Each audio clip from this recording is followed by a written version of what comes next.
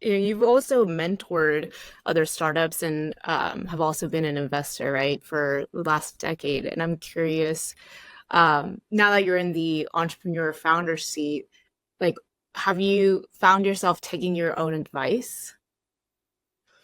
That's a really good question. Like, I like the VC world and I like this investor type of position. So you can see, I like it more because I love to see a good pitch.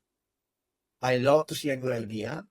I love to see energy and strength and passion from these entrepreneurs. And I think actually I blame Endeavor for ending my career in Google because I was just loving the stock options and the free food and the travel. It was awesome. Yeah. But when I went into these meetings, I saw these guys and girls like trying just to fight back to make their dream a reality. It kind of ruined my stay in Google. Like say, I don't want to do this. Mm. Oh, Mm. I felt like kind of sad rich kid. Like, I was, wiping away my tears with my stock option. Yeah. But I was not happy. I was not happy. And that's why Yeah. I took the role in Creditea to be employee number one. The first 3 weeks we worked in my apartment, then I rented a crappy office, and then I moved to other one, and I grew the company to be a big, relevant player in Mexico. And I'm very proud of that. But now going back to your question is, I love the VC world and I hate it at the same time.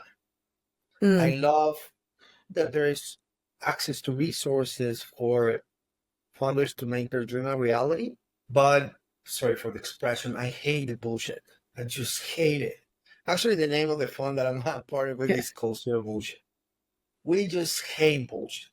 When people are talking about valuations, they're talking about these, and they say this is the Uber of. Oh Oh my my God. God. The Uber of, the Airbnb of, like, yeah. Stripe off, and then So I you're, just enough, and I you lose it. As soon as your pitch oh, starts with that, why do you exist? and then It already exists. I did flip off, and then I start making questions. I getting angry, Oh, and I tried the whole list about it. I have like a good friend that is like uh he always checks and balances with me and say, take it easy, but I just flip off. I say like I've seen it, and then you go into these kind of ecosystem events, right? Let's talk about the valuations, about what, and they just go broke in 60 days. I say, yeah, yeah. don't, don't lie to me. Clients shouldn't have to present our best face, our best perspective, but I can now smell bullshit from a mile away. I know it. And then there was this guy. He was, you know what taco de canasta is? No.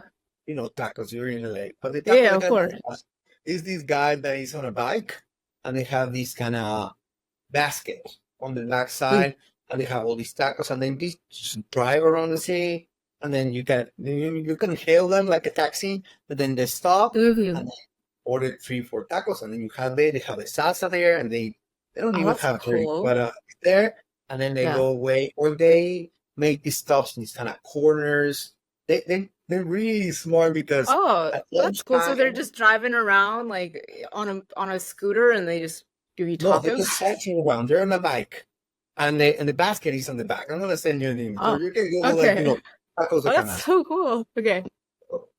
There was this guy, and he was the start of this hard to explain, but he was like very similar to the food trucks that's happening in LA or in the US. Like, this kind of really kind of one Michelin star type of food truck. He's going to be in that place and everybody wants to that place. He tried to replicate something like that, but with tacos.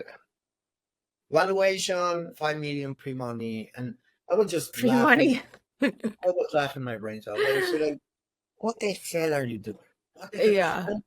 And you know what we call these mafias, right? For example, Rappi, which is really big in Mm. Latin America, they have the Rappi Mafia, which is all these former employees that became creative startups. And he was from Rappi, from Uber, from all this. And I say, this guy is living in a different brain. in a different world, he's gonna run into this brick wall and he's gonna die because he's living in a world where everybody claps, like saying like, Yeah. "That was really smart and you're really ambitious person and 5 million pre-money and Yeah. revenue was like 1,000 pesos and Oh and my the cost God. was like completely red." It's like yeah. this is going back to what I try to follow is like I gotta out bullshit myself when Mm. I'm getting to stretch and saying, no,